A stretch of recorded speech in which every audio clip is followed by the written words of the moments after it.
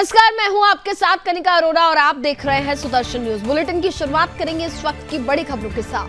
पहली खबर उत्तर प्रदेश के मुरादाबाद से है, जहां एनकाउंटर में 2 मीट माफिया पुलिस की गोली से जख्मी हुए हैं।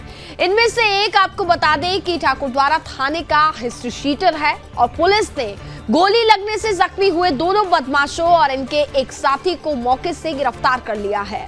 और तीनों बदमाशों को बताया जा रहा है कि गोवध के एक मुकदमे में वांटेड थे। और वहीं एसपी देहात ने बताया कि गोवध के मुकदमों में wanted history sheeter Anas, Javed और मोहम्मद समीर के बारे में सूचना मिलने पर पुलिस ने उन्हें रोकने की कोशिश भी की, लेकिन तीनों बदमाशों ने पुलिस पर फायरिंग शुरू कर दी। और आपको बता दें कि सेंट्रो कार से भागने भी लगे थे। पुलिस ने जवाबी कार्रवाई की, जिसमें अनस और जावेद के पैर में गोली लगी।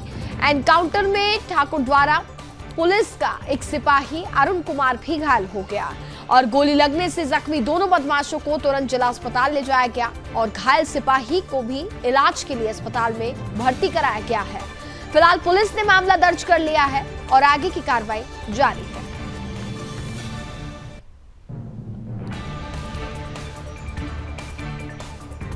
दिसंबर 2022 को ठाकुरद्वारा में गोकशी की घटना हुई थी, जिसमें पुलिस द्वारा इस घटना में शामिल लोगों की तलाश की जा रही थी।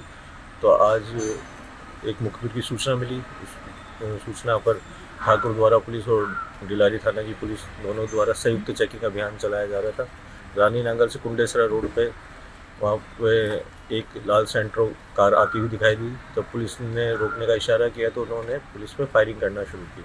गाड़ी में बैठे लोगों ने पुलिस ने जवाबी फायरिंग की, जिसमें हमारे एक सिपाही कांस्टेबल अरुण कुमार को गोली लगी, वो घायल हुआ। उसके अलावा 2 अन्य जो कार में सवार थे, जिसमें एक अनस पुत्र ताहिर ठाकुरद्वारा का रहने वाला और दूसरा जावेद पुत्र नासिर जो अमरोहा का रहने वाला, उसके दोनों के पैरों में गोली लगी है।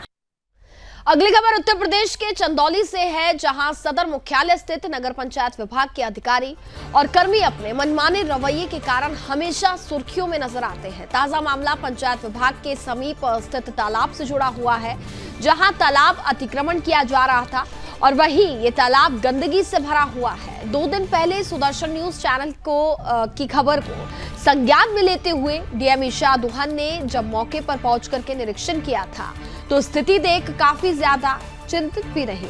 और आपको बता दें कि उन्होंने तालाब पर व्याप्त गंदगी और अतिक्रमित लोगों के घरों से निकल रहे गंदे पानी को रोकने का निर्देश संबंधित अधिकारियों को दिया था। डीएम के आदेशों को मद्देनजर नगर पंचायत विभाग के कर्मचारियों द्वारा तालाब की साफ सफाई का कार्य आरंभ कर दिया गया, लेकिन ये कार्य महज एक खानापूर्ति ही साबित हुई। दरअसल कॉलोनी वासियों के घरों से निकलने वाला गंदा पानी अभी भी तालाब में धड़ल्ले से पहुंच रहा है। हालांकि डीएम के एक्शन के बाद महकमे के अधिकारियों में खलबली मची हुई है। देखना होगा कि तालाब की गंदगी, अतिक्रमण और जल निकासी की समस्या से लोगों को कैसे और कब तक निजात मिलेगी।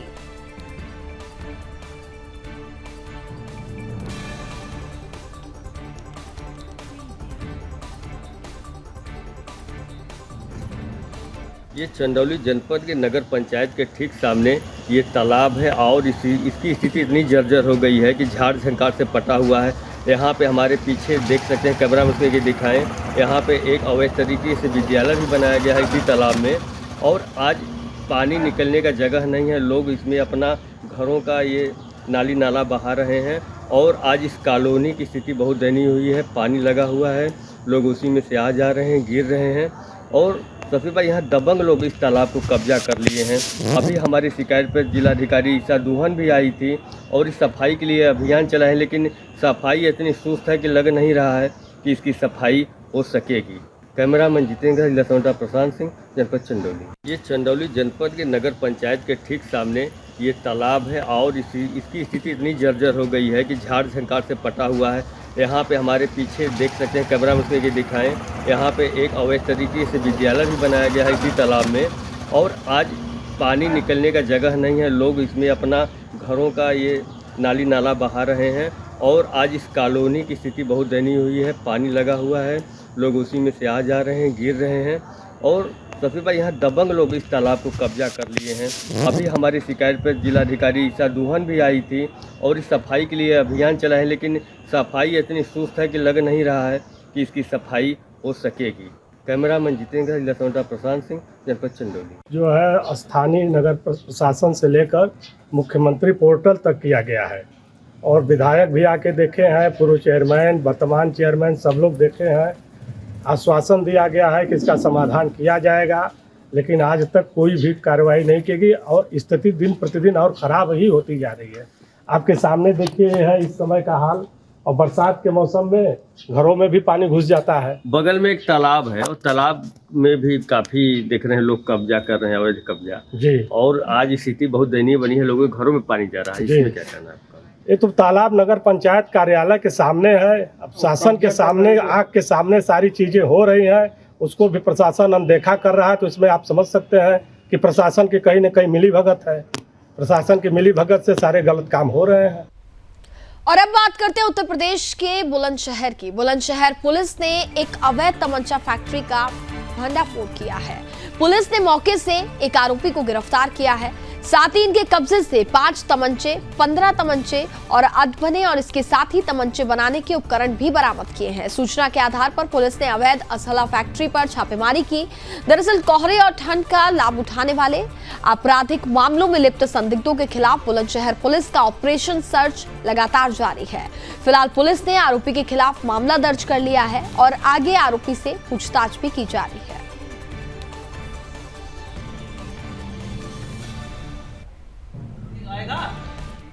ये अवैध शस्त्रों की बरामदगी हेतु जनपद भर में अभियान चलाया जा रहा है, जिसके क्रम में कोतवाली देहात पुलिस द्वारा एक अवैध शस्त्र फैक्ट्री का भांडाफोड़ किया गया है, जिसमें कि एक व्यक्ति जिसका नाम रोहिल है वो पकड़ा गया है। ये जंगलों में रेलवे लाइन के किनारे एक जगह पर अपनी फैक्ट्री संचालित कर रहा था। इसके पास से कुल 5 तमंचे 315 बोर के और 1 तमंचा 12 बोर का बरामद हुआ है। साथ ही कुछ कारतूस बरामद हुए हैं और जैसा कि आप देख सकते हैं अवैध शस्त्र बनाने के उपकरण इसके पास से बरामद हुए हैं। इससे विस्तृत पूछताछ करते हुए इसे न्यायिक अभिरक्षा में भेजा जा रहा है। साथ ही इसके अन्य कुछ साथियों के भी नाम प्रकाश में आए हैं, जिन पर हम लोग अग्रिम कार्रवाई सुनिश्चित कर रहे हैं। खबरों में आगे बढ़ते हैं। अगली खबर हरदोई से है, जहां जिलाधिकारी मंगला प्रसाद सिंह ने ब्लॉक सुरसा में संचालित कस्तूरबा गांधी विद्यालय का निरीक्षण किया। निरीक्षण के दौरान जिलाधिकारी ने भोजनालय, भोजन कक्ष, पेयजल, विद्युत आदि व्यवस्थाओं को देखा और विद्यालय में छात्राओं के नहाने के लिए गर्म पानी की व्यवस्था न होने पर वार्डन को गर्म पानी उपलब्ध कराने के निर्देश दिए हैं। जिलाधिकारी ने कक्षा में अध्ययनरत छात्राओं की क्लास में जाकर के शिक्षा की गुणवत्ता के बारे में भी जाना और छात्राओं से इतिहास, साइंस, गणित और इसके साथ ही कंप्यूटर प्रशिक्षण आदि के बारे में भी सवाल जवाब किए गए। और जिन सवालों का जवाब छात्राएं नहीं दे सकी, उन्हें जिलाधिकारी ने एक टीचर के रूप में छात्राओं को सवालों के सही जवाब बताए। इस अवसर पर कुछ छात्राओं ने आईएएस और डॉक्टर आदि बनने के लिए भी कहा है और साथ ही ये भी जानकारी दी उनको कि इसके लिए आपको क्या करना होगा। ये बात पूछने पर जिलाधिकारी ने कहा कि अधिकारी डॉक्टर के बनने के लिए देश का एक अच्छा नागरिक बनना बहुत जरूरी है और उसके लिए शिक्षा बहुत महत्वपूर्ण है।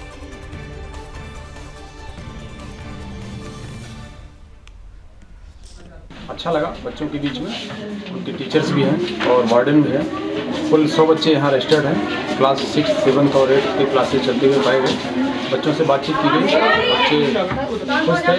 उनके बीच में हमने भी कुछ बच्चों से पूछा, बातचीत किया, रिएक्शन बड़ा अच्छा रहा। कुछ प्रॉब्लम्स भी छोटी मोटी बच्चों की बताई गई, उस प्रॉब्लम्स को भी हम सॉर्ट आउट कराएंगे। पर कुल मिला करके अच्छी व्यवस्था है, बढ़िया है और पठन पाठन का माहौल अच्छा है। सर बच्चों ने जो है सवाल किया कि आईएएस बनना है, किसी को डॉक्टर बनना है, तो काफ़ी देर तक आप उसमें जो है बच्चों को समझाते रहे, कैसा लगा? अच्छा लगता है। बच्चों की जो जिज्ञासा होती है वो हम लोगों के लिए भी ज्ञानवर्धन होती है। अच्छा लगा। बच्चों की बहुत सारी जिज्ञासाएँ होती हैं, क्योंकि अभी बच्चे इस एज में हैं कि उन्हें हर चीज़ में एक जिज्ञासा नज़र आती है और ये अच्छा है। काफ़ी बच्चों ने अच्छे महत्वपूर्ण प्रश्न भी किया, अच्छा लगा उनसे बातचीत करके और हमने कोशिश करी कि बच्चे अपने फील्ड में बेहतर ढंग से आगे बढ़ सकें और बेहतर प्रयास कर सकें। अगली खबर बुलंदशहर से। आपको बता दें कि बुलंदशहर में 2 दिन पूर्व हुए अभिषेक हत्याकांड का पुलिस ने खुलासा कर दिया है और 2 आरोपियों को गिरफ्तार भी किया है। दरअसल स्याना कोतवाली क्षेत्र के गांव माकड़ी के जंगलों में लगभग 30 वर्षीय अज्ञात युवक का अधजला शव मिलने से इलाके में सनसनी फैल गई थी। मामले की जानकारी पाकर के आनंद फानन में सीओ वंदना शर्मा, कोतवाली प्रभारी निरीक्षक मौके पर पहुंचे और फोरेंसिक विभाग की टीम को घटनास्थल पर बुलाकर के साक्ष्य संकलन कराने का कार्य किया गया। आपको बता दें कि हत्यारों ने हत्या करने के बाद शव को सिर्फ इसलिए जला दिया ताकि शव की शिनाख्त ना हो सके। गौरतलब है कि मृतक द्वारा कंगन चोरी को लेकर के आरोपी को ब्लैकमेल कर रहा था और आरोपी ने अपने एक साथी के साथ मिलकर ईंट व कांच की बोतल से अभिषेक की हत्या कर दी थी। फिलहाल पुलिस ने मामला दर्ज कर लिया है और आगे जांच पड़ताल जारी है।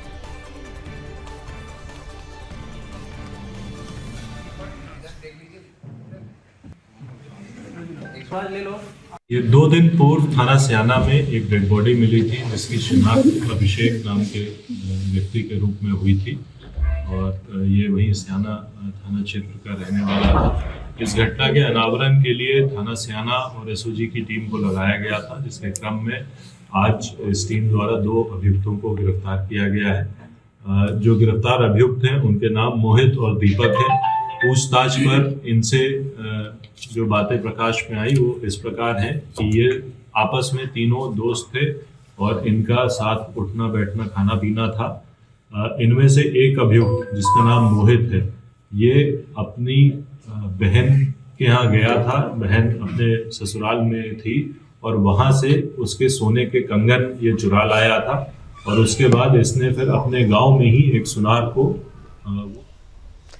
अगली खबर उत्तर प्रदेश के कानपुर से है, जहां भोती स्थित एसबीआई बैंक में सुरंग बनाकर करोड़ों की चोरी हुई है और चोर बैंक के अंदर घुसे और लॉकर काटकर करोड़ों का गोल्ड चोरी कर ले गए। और जब बैंक का स्टाफ वहां पहुंचा तो वारदात का पता चला। दरअसल पिछले हिस्से से सुरंग बनाकर चोर बैंक में दाखिल हुए। हालांकि बैंक प्रबंधन अभी गोल्ड की सही कीमत नहीं जान पाया है, मगर अनुमान है कि ये सोना करोड़ों का है। उधर मामले की जानकारी मिलते ही पुलिस कमिश्नर बीपी जोगदंड मौके पर पहुंचकर जांच पड़ताल शुरू की। जिस तरह से चोरी हुई है उससे इस बात का शक है कि पूरी प्लानिंग के बाद चोरों ने वारदात को अंजाम दिया है और इसलिए पुलिस बैंक के सीसीटीवी खंगाल रही है और ये शक है कि रेकी के बाद पूरी वारदात को अंजाम दिया गया। वहीं पुलिस को शक है कि इस चोरी में बैंक के कर्मचारी भी शामिल हो सकते हैं, इसलिए सभी से पूछताछ की जा रही है। शातिरों ने इतनी सफाई से काम किया कि बैंक का अलार्म भी नहीं बजा और इलाके के किसी व्यक्ति को इसकी भनक तक नहीं लगी।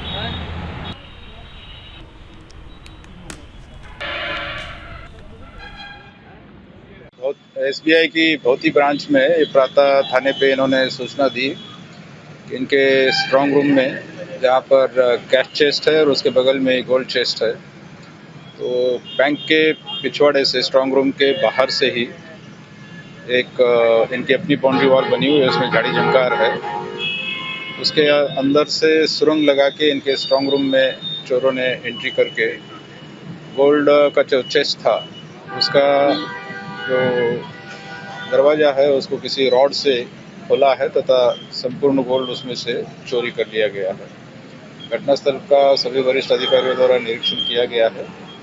गोल्ड कितना था, ये लोन का जो गोल्ड के अगेंस्ट लोन दिया जाता है उसमें जो जमा गोल्ड है वो होना बताया है बैंक ने और उसका वैल्यूएशन अभी कर रहे हैं। एग्जैक्टली बता नहीं पा रहे हैं, ये थोड़ी देर में ये वैल्यू निकाल के बता देंगे कि इनके पास कितना गोल्ड जमा था। अगली खबर उत्तर प्रदेश के नोएडा से है, जहां सेक्टर 20 कोतवाली पुलिस ने अंतर्राज्यीय शराब तस्कर गिरोह का पर्दाफाश किया और 3 बदमाशों को गिरफ्तार कर लिया गया। बदमाशों की पहचान दिल्ली के रवि चौहान, नकुल नागर और आशीष के रूप में हुई है। गिरोह में शामिल दिल्ली का कमल किशोर उर्फ केपी समेत 4 लोग फरार होने में कामयाब रहे। गिरफ्तार आरोपियों के कब्जे से क्रिसमस और नववर्ष में खपत के लिए लाई गई हरियाणा प्रांत की 21 लाख रुपए की कीमत की 386 पेटी शराब, 6 मोबाइल फोन और 40,300 रुपए नकद बरामद किए गए। एडिशनल डीसीपी नोएडा आशुतोष द्विवेदी का कहना है कि शराब तस्करी का मुख्य सरगना कमल किशोर उर्फ केपी है, जो गुरुग्राम से शराब लेकर दिल्ली, नोएडा और गाजियाबाद में रूट बदल बदल कर अवैध रूप से शराब की आपूर्ति करता है और दिल्ली नोएडा के सीमावर्ती क्षेत्र में पार्किंग में शराब की भरी गाड़ी खड़ी करके छोटी कारों में शराब की पेटियां लाद करके सप्लाई किया करता था और 10 साल से इन सौदागरों का कारोबार दिल्ली एनसीआर में फल फूल रहा है।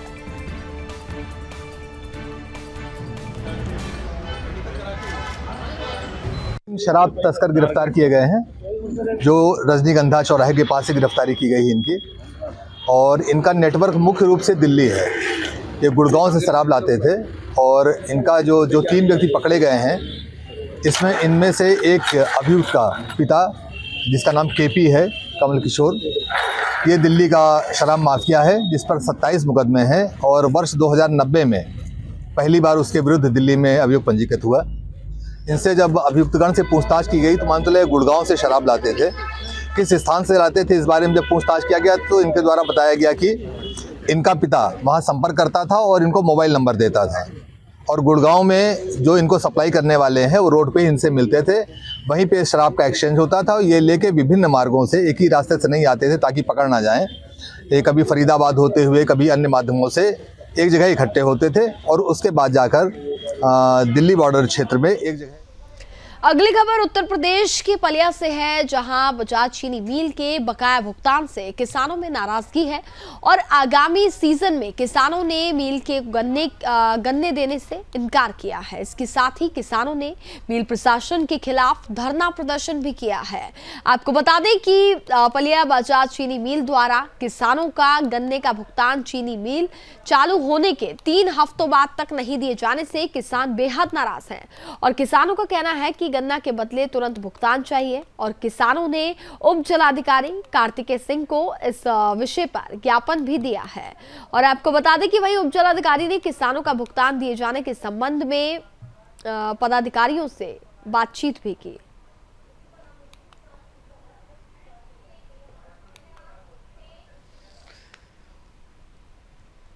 अगली खबर उत्तर प्रदेश के हरदोई से है, जहां आपको बता दें कि हरदोई में ग्रामीण एवं शहरी प्रशिक्षण और साथ ही रोजगार योजना में ब्लॉक शिविर लगाए जा रहे हैं, जहां साइना एकेडमी द्वारा हेल्थ और एजुकेशन प्रोजेक्ट फ्री सर्विस दी जा रही है और बेरोजगार युवाओं के लिए कैंप का आयोजन संपन्न किया गया। आपको बता दें कि जिला संतोष जन कल्याण संस्थान हरदोई द्वारा बेरोजगार युवक युवतियों के लिए संचालित IBC स्वतंत्र बिजनेस सलाहकार स्वास्थ्य मित्र केंद्र व्यवस्थापक का चयन किया जा रहा है और इसी कड़ी में टिडियावा ब्लॉक क्षेत्र से आए 22 और साथ ही टोडरपुर में 15, हरियावान में 6, पिहानी में 6 और साथ ही 37 बेरोजगार युवाओं ने प्रतिभाग कर आवेदन किया।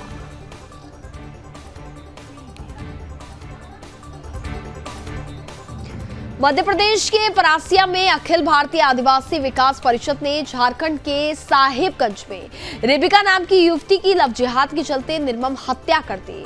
आपको बता दें कि आरोपी जिहादी दिलदार अंसारी द्वारा धर्मांतरण के लिए दबाव डाला जा रहा था, तो वहीं हिंदू युवती ने धर्म बदलने से इनकार कर दिया और दिलदार अंसारी द्वारा कट्टरता के कारण युवती के 50 टुकड़े करके अलग अलग जगह फेंक दिए गए।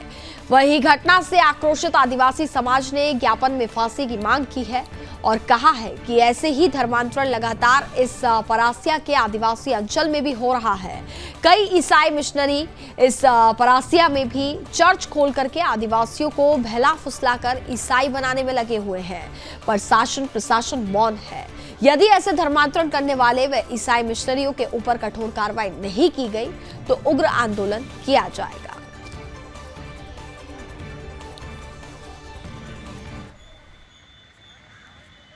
ब्लॉक परासियों की ओर से आज SDM साहब को ज्ञापन दिया गया, जिसमें हम सभी की यह मांग है कि जो झारखंड क्षेत्र में जो पहाड़िया जनजाति की हमारी आदिवासी बेटी है रूबिका, उसकी निर्मम हत्या कर उसके 50 टुकड़े करके उसे फेंका गया है। उसके अपराधी को कठोर से कठोर कार्रवाई की जाए उसके विरुद्ध। इसको लेकर हम आज ज्ञापन प्रेषित कर रहे हैं एवं हमारे जो परासिया विधानसभा क्षेत्र में आदिवासियों की अन्य समस्याएं हैं, जैसे कि अभी यहाँ पर अभी धर्मांतरण का जाल षड्यंत्र बुना जा रहा है।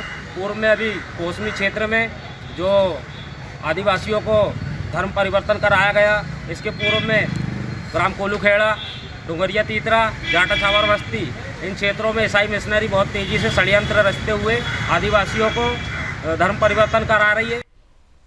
मध्य प्रदेश के धार में विधायक fire brand tiger Raja Singh Bhojshala पहुंचे, जहां हिंदू संगठनों और साथ ही क्षत्रिय लोधा समाज के वरिष्ठ जनों ने स्वागत कर मुलाकात की। आपको बता दें कि आंध्र प्रदेश से बीजेपी विधायक व हिंदूवादी नेता के रूप में अपनी अलग पहचान रखने वाले टी राजा सिंह बुधवार को एक दिवसीय दौरे पर धार पहुंचे, जहां टी राजा ने भोजशाला पहुंचकर दर्शन किए और साथ ही समिति सदस्यों पदाधिकारियों से बात भी की और इसके साथ ही भोजशाला आंदोलन से जुड़ी जानकारी भी ली। इस दौरान बड़ी संख्या में युवा कार्यकर्ता वहां पर मौजूद रहे।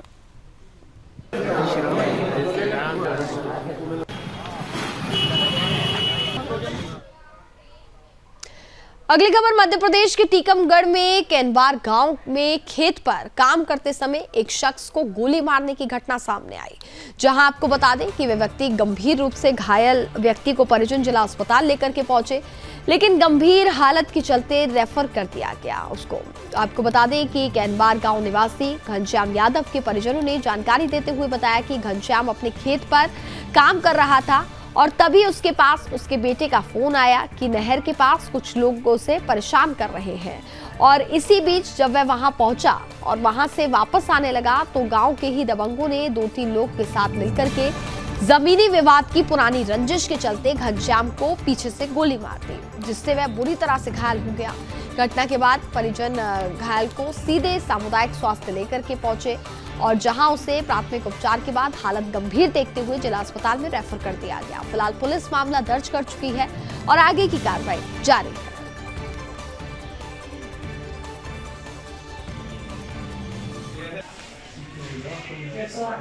घनश्याम यादव नाम से पेशेंट आया है, थाना बड़ा गाँव केमुआ गाँव का है। उसके पीठ में गोली लगी है, पेशेंट स्टेबल है। उसको अपन यहाँ पे बेसिक ट्रीटमेंट देने के बाद अभी उसको ग्वालियर रेफर कर दिया है। बाकी का ट्रीटमेंट उसको ग्वालियर। छोटू राजा रह रहे थे 6-7 आदमी। कोई रंजिश थी क्या आपकी थी? छोटू राजा रह रहे थे 6-7 आदमी। कोई रंजिश थी क्या आपकी थी?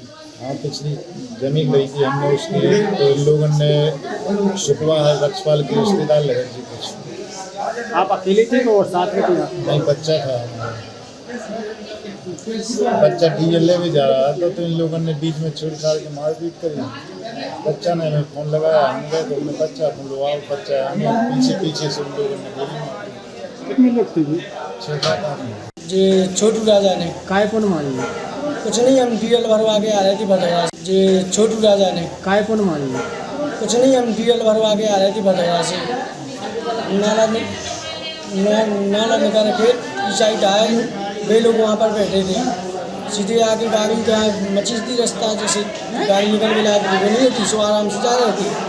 आज पीछे से पकड़ गया हमें मारपीट की। हमने पिताजी को फोन लगा, जो मेरे पास में पानी भरा है जी आए, कई उनसे बल्कि गाय गलोच करके जैसे समूह बनने लगे।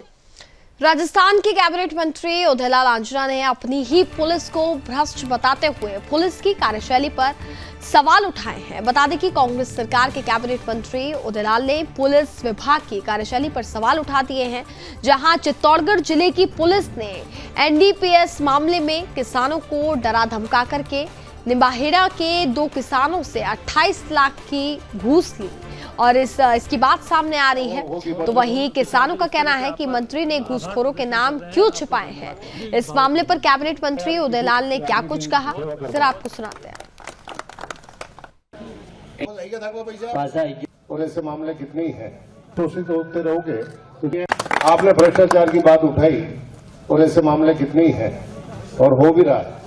लेकिन जागरूक आदमी कोई होगा तो निसंदेह उसको राहत देने का प्रयास करूंगा, जिसके आधार पर इनको डरा करके एक व्यक्ति से 14-14 लाख रुपए ले लिए। और जब ये 28 लाख रुपए जब ये सूचना मैंने आई तो मैंने वापस खिलाया कि तुरंत दे दो, नहीं तो बाकी मामला बिगड़ेगा। तो वापस घर पे आके दोनों को 14-14 लाख रुपए दे के गए। इस प्रकार से अगर जनता जागरूक रहेगी तो सत्ता में बैठे लोग कोई उनके साथ भ्रष्टाचार नहीं होने देंगे। तो अगर भ्रष्टाचार कहीं हो रहा है तो उसके खिलाफ आवाज उठानी चाहिए। और आज भी दोनों ने उठाई, इन्होंने हिम्मत की। एनडीपीएस के नाम से डरता है, इसका लाभ उठाकर पुलिस बहुत ज्यादा शोषण कर रही है, इसमें तो कोई दो राय नहीं है। और इसी के साथ फिलहाल इस बुलेटिन में बस इतना ही। देखते रहिए सुदर्शन न्यूज। जय हिंद।